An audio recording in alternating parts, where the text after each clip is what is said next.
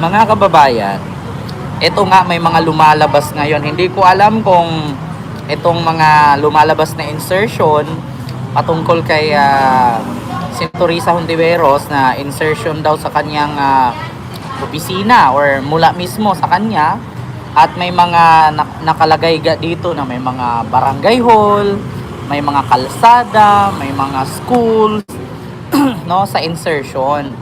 So, mga kababayan, hindi kasi kinaklarify ni Katunying doon kung yung insertion ba na ito ay amendments ba or yung tawag dito ginagawa sa BICAM or yung pinag-usapan ng lahat. Kasi minsan mga kababayan, si Katunying napapalpak din, di ba? Hindi naman lahat ng nilalabas niya diyan ay hindi palpak, no? Minsan yung iba napapalpak. So ngayon, ang ating pag-uusapan ay patungkol dito. Kasi actually mga kababayan, naaamoy kasi nila na itong si Senator Risa Hontiveros ay tatakbo ng presidente sa 2028. So, syempre, itong mga grupo ng mga didilis, kasi pag si Sara ang magsalita, wala namang masyadong naniniwala. Oo, kapag grupo naman ng mga DDS ang magsasalita, mas walang naniniwala kasi nga mga fake news. So ngayon, nakahanap sila ng panibago nilang tagapagsalita. Ito nga si Katunying. Oo. So, may tanong ko lang. Ito bang nilabas ni Katunying ay saan ito galing? Na? Sa amendments ba ito or sa GAA? Kasi dalawa kasi yan mga kababayan. Ma'am Brenda Barton, hello po. Good evening. Dalawa kasi yan mga kababayan, yung ating pag-uusapan patungkol sa insertion. Ang insertion kasi sa budget, meron kasing pinag-usapan ng pangkalahatan at merong pinag-usapan ng iilan lang. Pinag-usapan ng iilan lang. Ayan, Didi Gardens of America, may love shoutout po sa iyo dyan, ma'am. And kay George Ganadillo, ayan, Batang Pasaway. And kay Pao Rosimo, ayan, and kay Open Minded Vlogs, ayan, may love shoutout Arlene Orleans, and kay Shena. Ayun. So, ito po yung ating pag-uusapan ngayon. Kasi mga kababayan, napanood nyo naman siguro yung live ni Katunying. Actually, 1 hour po ito Na 1 hour and 3 minutes or magpo 4 minutes. So, dito nga, binulgar niya na si Senator Risa Hontiveros daw ay may insertion daw ito at may resibo daw. Actually, mga kababayan, magkaiba kasi yung resibo sa nakubra na pera at magkaiba yung resibo na sinasabi ni Katunying na may nakalagay talaga. Kasi minsan kasi mga kababayan, ako syempre I was born and raised surrounded with politician. So kahit sa barangay may mga ganyan Halimbawa ikaw barangay chairman ka, di ba? Halimbawa ikaw SK chairman ka. Di ba kung meron kang gustong proyekto, di ba ipo-propose mo 'yan. So bago ka mag-propose ng project, malamang sa malamang susulat ka sa papel. 'Di ba? Oo. Susulat ka sa papel, isusulat mo kung anong project, magkano halaga, gaano kalaki, ilang square meter, ilang square foot, tapos magkano ang gasto sa engineer, magkano ang gastos sa simento, sa mga bakal, at yung buong gastos. So ang tawag doon is proposal. So malamang sa proposal pa lang ng project na gagawin mo, ipasa mo yan sa barangay chairman at si chairman naman ipasa sa city hall.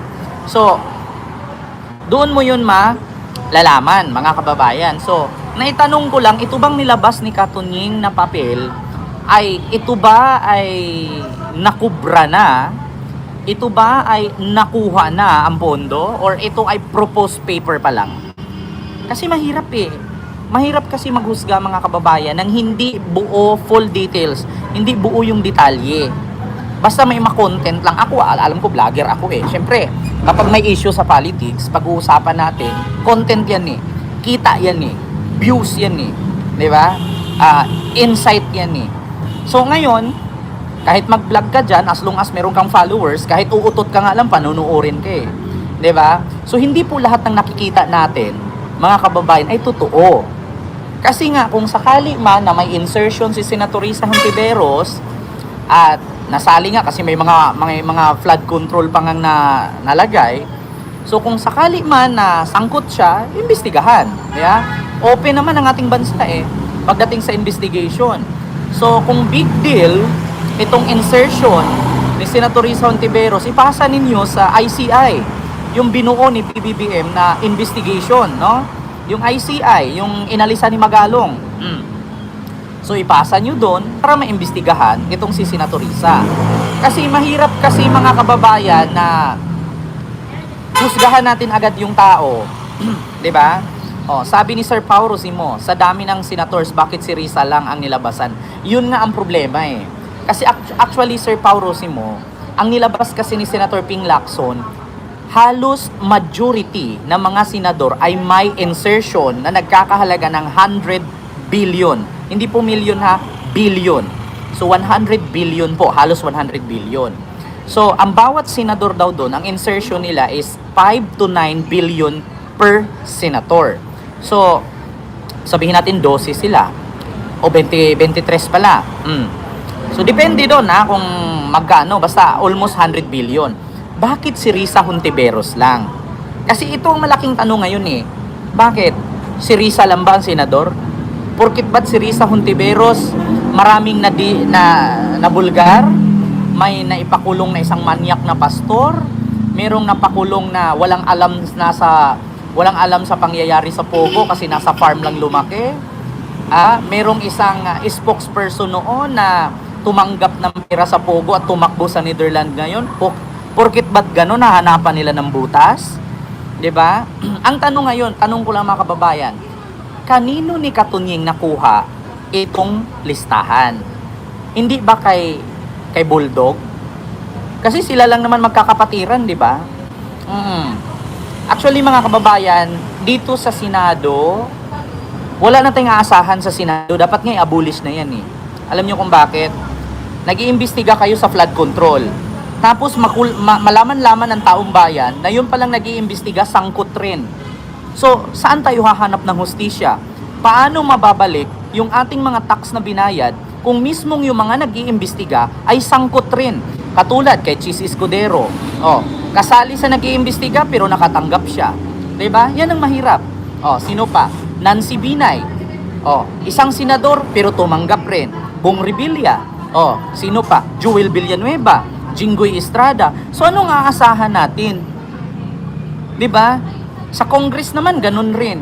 Yung mga nag-iimbestiga patungkol sa korupsyon pero yung mga bahay nila bilyones ang halaga. Sandamakmak na sports car, sandamakmak na luxury cars. So saan tayo maniniwala? Sa Kongreso, sa Senado, o sa sarili natin? Kung pwede nga lang hindi magbayad ng tax eh. Kasi tayong taong bayan ang lugi. Bakit? Pag hindi tayo nagbayad ng tax, makukulong tayo, kakasuhan tayo. Pero, kapag nagbayad ka ng tax, nanakawan ka ng politiko, hindi sila nakukulong. Kasi nagtatanggulan sila, nagtutulungan sila bawat isa. Tayo ang lugi eh. Hindi ka magbayad ng tax, pero lahat ng ginagastos mo araw-araw, may tax. Sinong lugi? Di ba tayo? So, mahirap mga kababayan na basta ang napansin ko ngayon sa politics, kanya-kanyang siraan. Di ba? Kanya-kanyang siraan. Kanya-kanyang palakasan, kanya-kanyang galingan. Tapos kapag iniimbestigahan mo, minsan napapalpak naman. Kaya mahirap. At totoo lang, mahirap. Kaya ito po mga kababayan, yung ating pag-uusapan ngayon. Patungkol nga dito sa sinabi ni Katunying. So actually mga kababayan, meron naman ako nakuhang record na ito. Meron ako nakuhang record mga kababayan na i-share nga ni Amor Powers. Ito si Amor Powers. Ito po nakalagay mga kababayan sa Batas PH. Ayan ha, Batas PH po yan. So nakalagay dito, Risa Hontiveros budget insertion. Look, Senator Risa Hontiveros has reportedly made 3.35 billion insertion in 2025 national budget with 750 million of which allotted to flood control project based on the document shared by the broadcaster Anthony Taberna. So, mga kababayan, like, share, and subscribe po tayo. So ngayon mga kababayan, Hontiveros has already denied the report, emphasizing that she even voted no to the controversial 2025 national budget. Wala akong BICAM insertion. Yun ang sabi ni Senator Risa. wala sa unprogrammed funds, period. Hindi ako pumirma sa BICAM at bumoto ng no sa controversial na 2025 budget, Hontiveros said. So ngayon mga kababayan, kung sinabi ni Senator Risa Hontiveros na hindi siya bumoto, no, at naglagay siya ng no, so ibig sabihin, hindi ba kaya itong mga dokumento na to ay mga proposed budget lang? 'Di ba? Hindi ba kaya na itong mga nilabas ni Katunying ay mga proposed budget lang ito or amendments? Ha?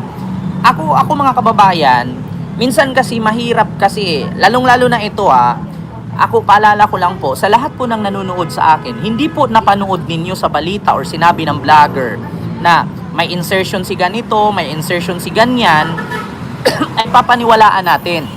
Una, tatalakayin muna natin. 'Di ba? Oo. Tatalakayin muna natin.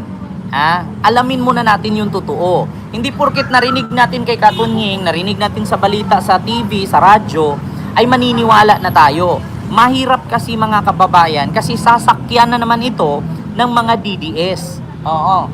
Ngayon, alamin muna natin kapag nagsalita na si Senator Risa Hontiveros. Kasi mahirap mahirap maghusga. Pero alam nyo naman sa Pilipinas, nasanay na tayo sa panghuhusga. Nakita lang nating nautot, tapos magkakatabi yung apat, yung isa lang pinagbintangan, apat naman silang nandun. 'Di ba? Kaya ngayon mga kababayan, hindi po porket nakita natin na nilabas ni Katunying, na may listahan siya dito, ayan, marami po ito, ayan na mga insertion daw ni Senator Risa, ay totoo na. Ang tanong ngayon, ano nga ba ito at saan nga ba ito nabilong? Kasi dalawang klase kasi mga kababayan, diyan sa insertion. Merong insertion na iilang senador lang ang nag-uusap at sila lang ang nag-insert. Merong insertion na halos lahat ng komite pinag-usapan at sinang-ayunan kaya pumasa. 'Di ba? Dalawang klase kasi ang insertion, mga kababayan.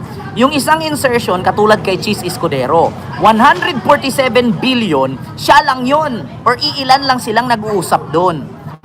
Itong kay Risa Hontiveros, hindi natin alam kung bilong ba to kay Chis Escudero or bilong to sa pangkalahatan. 'Di ba? Hindi porket nakita mo insertion ay corruption na agad. Hindi mo nakikita at insertion ay nangungurakot na siya agad. Hindi 'Di ba? Dalawa kasi yan. Merong insertion na 5 senador lang ang nag-uusap, i-insert nila. Halimbawa ako, Senate President.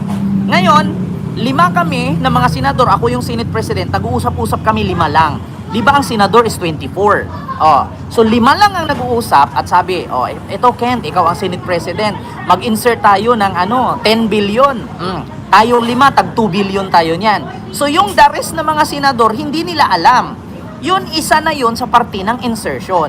Pero iilan lang ang nakakaalam. Ngayon, ang isa namang tinasabing insertion, yun yung amendments. Sa amendments mga kababayan, ganito yan. Halos yung 24 kasenador nagmi-meeting-meeting. Yung mga nagmi-meeting-meeting, sinang-ayunan lahat. Hindi lang 3, 4, 5, kundi 24 ang nag-uusap at sinang-ayunan ng 24 at bumoto sila na yes, ipasa mo yan. Pipirmahan nila yun. Halimbawa ako, si Risa Hontiveros, yung 24 kasenador, bibigyan ko ng kopya ng aking proposed budget or insertion. Ngayon, yung 24 kasenador, kung pipirma lahat yon, ibig sabihin, sumasang-ayon sila na mag-insert ako. 'Di ba? Ganun yon. Kung sinang-ayunan ng 24 kasenador or 23 na mag-insert ako, so walang problema kasi sumang-ayon sila. Ang problema dyan kung 5 senador lang ang nag-uusap-usap. 'Di ba? Dalawang klase kasi ang insertion. Merong insertion na ilang senador lang nag-uusap at merong insertion na pangkalahatan or lahat ng senador ang nag-uusap-usap. Yun ang tinatawag na amendments. 'Di ba? Ngayon, ang tanong ko ngayon, ito bang pinakita ni Katunying ay nabilong ba to sa amendments or yung sa insertion ni Chis Escudero? Yun lang naman Yun lang ang tanong. Dapat kinumpleto. Kasi pag naglabas ka dyan, kapag naglabas ka dyan ng balita na may insertion, syempre ang isipin agad ng mga tao, korupsyon to. Kasi katulad kay Chis Escudero, nung sinabing may insertion, issue agad corrupt. Issue agad nagnakaw. Kasi may insert eh. Oh. Kasi ang nakaligtaan or ang nakagisnan kasi ng mga DDS, pag sinabing insertion, corrupt. Pag sinabing insertion, nagnakaw. 'Di ba? Dalawang klase kasi ang insertion. Pwede kang mag-insert na 3 lang kay senador nag-uusap, or pwede kang mag-insert kung lahat ng senador ay kinonsult mo yung i-insert mo. 'Di ba? Oo, yan ang problema ngayon, mga kababayan, kung saan nga doon. At ano ang dahilan ni Katunying kung bakit niya nilabas yan? For what? 'Di ba? Sa dami-daming senador na sinabi ni Senador Ping Lacson, halos lahat ng senador may budget insertion. Pero hindi natin alam doon yung budget insertion ba yun ay pinag-usapan ng 5 senador lamang or lahat ng senador ang nagsumang-ayon. Dalawang klase kasi. Ngayon ang tanong kay Katunying, ano po ba doon? Saan po ba na insertion ito? Or ano bang purpose? Bakit kay Risa lang ang nilabas mo? 'Di ba? Yun ang tanong, bakit kay Senator Risa lang ang inilabas mo? Ang dami namang senador. Imposible. Yung kay Cheese hindi nyo nilabas kung ano-ano yun. Pangalang insertion lang. Pero kay Risa may listahan. So nakakapagtaka. Diba? Nakakapagtaka po. Diba? Yun ang tanong ngayon. Porkit ba tatakbo si Risa pagka-president sa 2028? Porkit ba naaamoy ninyo, nakakalabanin si Sara? Ang tanong pa dyan, 3 lang naman tanong ko eh. Anong purpose ni Katunying? At saan nabilong na insertion ito? Kung pinag-usapan ba ng lahat ng senador o 5 senador, 3 senador lang? Or si Risa lang? At ang pangatlo, para saan? At sino ang nag-abot sa kanya? Kasi mga kababayan, mahirap po kumuha ng dokumento dyan sa Senado kung walang nagbigay sa'yo. 'Di ba? Ikaw, tanungin kita, paano ka makakuha ng resibo sa sahod ni Senator Cheese Escudero? I-personal niya yan kung walang nag-abot sa'yo. 3 lang ang katanungan. Anong purpose ni Katunying? Ba't niya nilabas itong insertion ni Risa na ang dami namang senador na may insertion? At saan nabilong ang insertion na to? Pangalawa, sino ang nag-abot sa kanya? Kung bakit may nakuha siyang ganitong dokumento na private naman to, confidential to, sa mga senador lang dapat yan. At pangatlo, anong purpose niya? 'Di ba? Ganun lang. Malalaman naman yan, mga kababayan, kung magsalita na si Senator Risa Hontiveros. Sir Eiko and Nisha Mix Vlog, yes po, live po ito. 'Di ba? Yan kasi ang mahirap eh. Ngayon, ganito tayo. Halimbawa, yung nilabas ni Katunying ay totoo yan. Nakubra na ni Senator Risa. Nakuha na niya ang pondo. Nagamit na ang pondo. Ang tanong, palpak ba? Yan lang naman eh. Halimbawa, meron siyang 1,000 project dyan. Na binadgetan dyan sa insertion niya. Lahat ba yung 1,000 project niya ay palpak? Ngayon, kung hindi palpak, walang problema. Yeah? Kung may palpak, ayun ay problema. 'Di ba? Kasi alam niyo, sa totoo lang, matinik kasi talaga si Risa. I will tell you frankly, mga kababayan, hindi ako fan ni Senator Risa, pero matinik po talaga si Senator Risa. 'Di ba?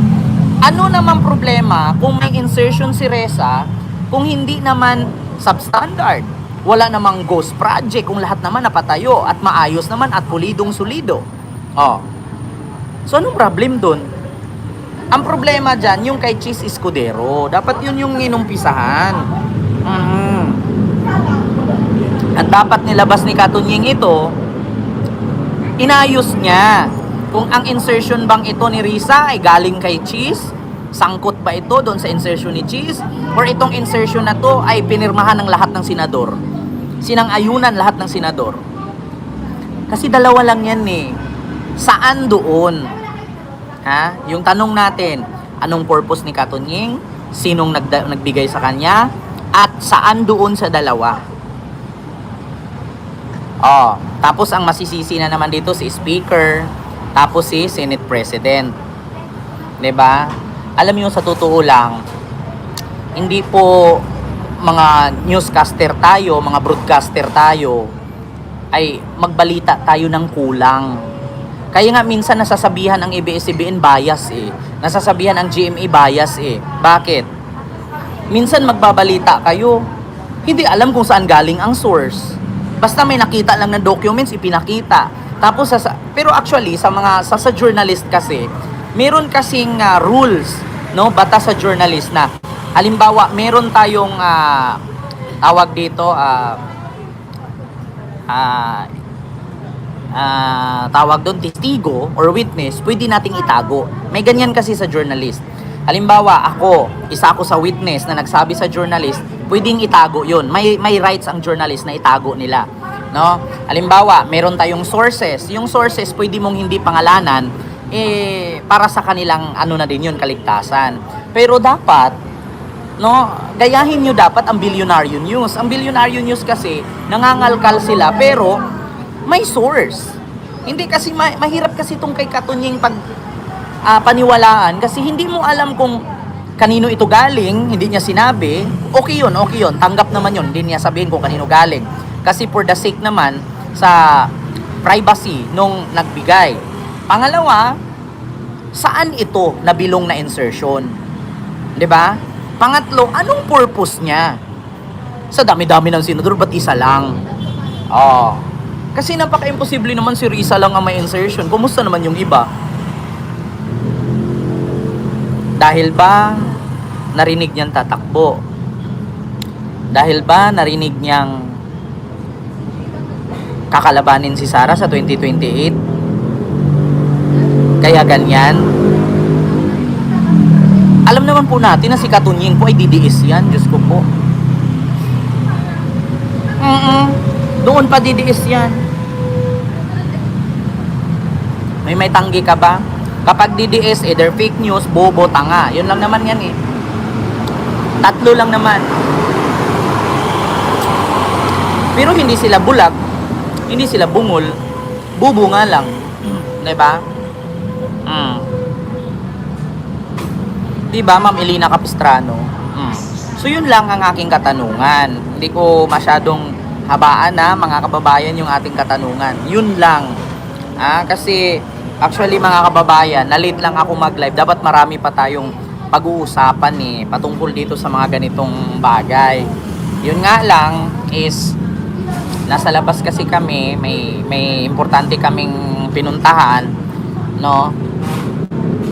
Kasi basta dalawa kasi insertion, legal at illegal. Yes, legal kapag dumaan sa amendments, ibig sabihin pinag-usapan at approve by committee. Tama. Illegal insertion kapag di dumaan sa amendments or GAA. Yun. Tama po yun, ma'am. Ma'am Riminia Pasyulan. Yun po yun. Kapag sinabi nating amendments, pinag-usapan ng lahat. Sinang-ayunan ng lahat. Yun po yung insertion. Kapag sinang-ayunan ng lahat na mag-insert ka, so no problem. Ang problem lang doon kung i-evaluate mo, substandard, ghost project, yun ang problem doon. Pangalawang insertion, yun yung illegal. Masasabi nating illegal, yung iilang senador lang nag-uusap, 2, 3, 4 lang, tapos sila na maghati-hati. Yun po yung illegal insertion. Katulad doon sa nangyari kay Kelay. Kay Kelay. Alam nyo na. Ngayon ang tanong, Katunying, saan po ba doon? Insertion from amendments or insertion katulad sa ginawa ni Cheese? So, antayin po natin siguro si Senator Risa Hontiveros kung ano yung sagot niya. Siya lang naman kasi makakasagot nito, hindi naman tayo Nagre-react lang. So, ngayon mga kababayan, alam nyo na. Sa mga DDS, alam kong bubo naman kayo. Sige, panindigan ninyo na nagnakaw si Risa, nangurakot si Risa, may insertion si Risa. Kasi nga bubo kayo. Hindi na namin mabago yung isip ninyo. Ngayon, pag sumagot si Senator Risa at hindi naman siya makukulong, hindi siya makakasuhan, so ibig sabihin, wala siyang ginawang masama. Ngayon mga DDS, kung makasuhan si Risa, makulong si Risa dahil sa insertion na yan, means to say, may ginawa siyang kababalaghan, tama kayo. Pero kailan po ba ang mga DDS naging tama? 'Di ba? Kailan ba ang mga DDS naging tama? Biruin mo nga, sisigaw ka, Tatay Digong, pero hindi kayo magkamukha ni Sara. Paano mo naging tatay si Digong? Di ba hindi kayo tama? Ganun lang, kasimple. Di ba? Ma'am BMB Susishu, may galap shoutout.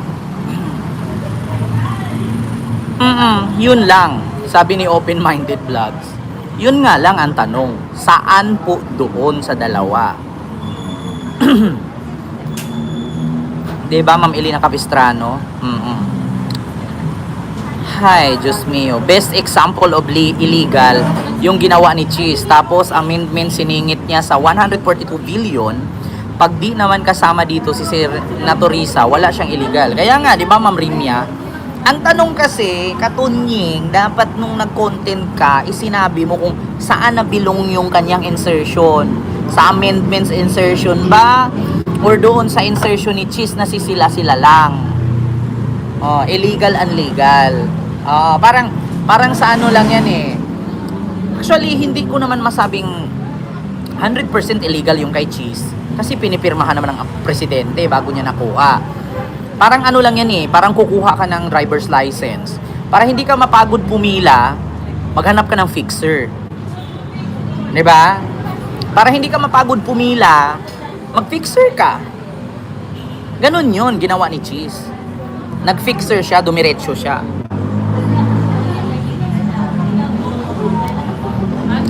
Di ba? So, intendes po, mga kababayan. Ma'am Jocelyn Gabriel, hello po, anak ti Sornep, may galap shout out. And kay Ma'am Elena Capistrano. And kay Prudencio Montero, ayan, siraan kasi ang labanan sa senador, kaya nga eh. Yun ang problema. Hindi idinitalye ni Katunying kung saan doon. Sa amendments ba ito na insertion or sa galing sa insertion ni Cheese or pareho kay Cheese na insertion. So yun lang, mga kababayan. Mahirap kasi, mahirap. Kaya nga nagugulat kayo sa TV, bihira lang magbabalita ng mga ganito. Bakit? Sa aming mga vlogger, natural magre-react kami. Kahit wala kaming mga sources, kung narinig lang naman namin, pwede naman namin reaksyonan, pero hindi po kasi kami agad sasang-ayon. Mahirap kasi sumang-ayon na mismo yung nagbalita, wala ding complete details. So, bakit namin sasang-ayunan kung hindi nga kumpleto? Di ba? Wala naman kaming boss dito, kami naman ang boss sa channel namin. Maliban doon sa mga news outlet. Kasi bago nila ilabas yan, i-research muna nila kung saan galing. So, yun doon natin pakinggan. Di ba? Kapag mismo yung akusado or inakusahan ang magsasalita. Di ba? So, yun lang. Mga kababayan, hindi ko na po masyadong habaan ha. 30 minutes lang po tayo. Minsan kasi si Katunying kakadaldal kung ano-ano sinasabi. Tapos di malinaw. Alam ng DDS na bubo. Kaya nga, tapos ngayon sinabi na ni Katunying, tignan nyo ang comment dito mga kababayan. Tignan nyo ang comment ng mga DDS dito. Alam nyo ba, sabi ng DDS sabi ng mga DDS sa comment, ayan, si Risa is far more credible than Taberna. Sabi dito, credible than Taberna. Sabi naman dito, some syndicate may have forged the signature of Risa Hontivero. She should look into and ask for copies from Taberna. Yun nga ang mahirap eh. Bakit na ilabas ito ni Katunying at saan galing ni Katunying itong kopya na to? Confidential ito. 'Di ba? Pangalawa, paano naging insertion yan kung nasa line item? Insertion means walang approved or program, then it was inserted during bicameral conference. Ayun nga rin eh. 'Di ba? Paano naging insertion kung nasa libro nga, nakalagay nga siya doon. Ang insertion, wala sa page or nagtanggal ng isang page, isiningit. Nandun sa page eh. Naka-align nga eh. 'Di ba? Ano bang purpose? Anong purpose ba?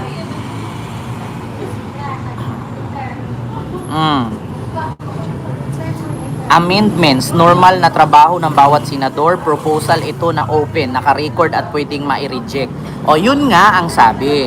Ang ibig sabihin po ng amendments, proposed budget pa lang. Either ni-reject or tinanggap. Ang tanong kasi ngayon, Katunying, saan ba to? Natanggap na ba to? Or ni-reject ba to? Or nakuha na ba ang pondo? Or wala pang pondo? Yun kasi. Diba? Insertion, ito yung isiningit sa BICAM at lumusot sa final budget, madalas mabilis at puno ng duda. O, diba?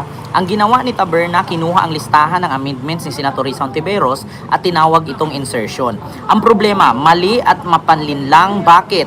Dahil si Senator Risa ay may amendments na trabaho ng lahat ng senador ay bumoto ng no, tumangging pumirma sa BICAM report. Diba? Ang tanong ay kinuha niya yan dun sa amendments at sinabi niya na ito ay insertion. Alam niyo, pwedeng makasuhan si Katunying dito. Naku, masara talaga yung mga kapihan niya. Pwedeng makasuhan si Katunying yan. Kasi mapanglin lang yan, panirang puri yan eh. Diba? Diba? John Vlogs, mega love shoutout po. Ito pinapaliwanag mismo ni Mel Panganiban. Actually, isa siyang reporter. Sabi niya, ulitin ko ha, amendments, normal na trabaho ng bawat senador. Proposal ito na open, naka-record at pwedeng ma-reject. Tatanggapin ng presidente or hindi. So, pangalawa, insertion, ito ay isiningit sa BICAM at lumusot sa final, madalas mabilis at puno ng duda, hindi pinag-usapan ng mga komite. Ang ginawa ni Taberna, kinuha ang listahan ng amendments si Senator Risa Hontiveros at tinawag itong insertion. Ito na nga. Anong purpose? Para siraan. Ang problema, mali at mapanglinlang. Bakit? Dahil si Senator Risa Hontiveros ay may amendments na trabaho ng lahat ng senador. Ay bumoto ng no at tumangging pumirma or pipirma ng yes sa BICAM report. So paano naging insertion kung mismong siya tumutol at tinanggihan ang final budget? Ayun na nga. Diba? Paano nagkaroon ng insertion kung siya nga mismo ay nagpirma ng no? So, ibig sabihin, yung insertion niya, hindi na-aprobahan. Kasi siya mismo nag-insert, pumirma ng no. Hindi na patuloy yung budget. Diba? Pangalawa, samantala, yung insertion issue na iniintriga ngayon hindi kay Risa kundi kay Senate President Chis Escudero dahil sa usaping 142.7 billion na ipinasok sa 2025 budget na sa ilalim ng BICAM, ibang-iba. Hindi dumaan at hindi sinang-ayunan ng lahat ng senador kundi ilang senador lang ang nag-uusap-usap. Risa amendments are duty on record and reject with no vote. Chis allegedly insert are the real controversy. Taberna strict calling one the other and that's fake news. Nako, eto na nga mga kababayan, ang sabi ni Mel Panganiban. Nako po mga kababayan, eto na nga. 'Di ba? Nako, Anthony Taberna. Nako, Katunying. Mahirap pag nabalikan, Katunying. Nako, si Chabit nga sumabit, ikaw pa kaya. Libel. Nako, ang libel pa naman sa Pilipinas, krimen. Sa Amerika, ang libel okay lang eh. Kasi hindi siya crime. Sa Pilipinas, ang libel crime. Nako, makukulong ka ng 6 na taon, Katunying, maubos yung kapihan mo.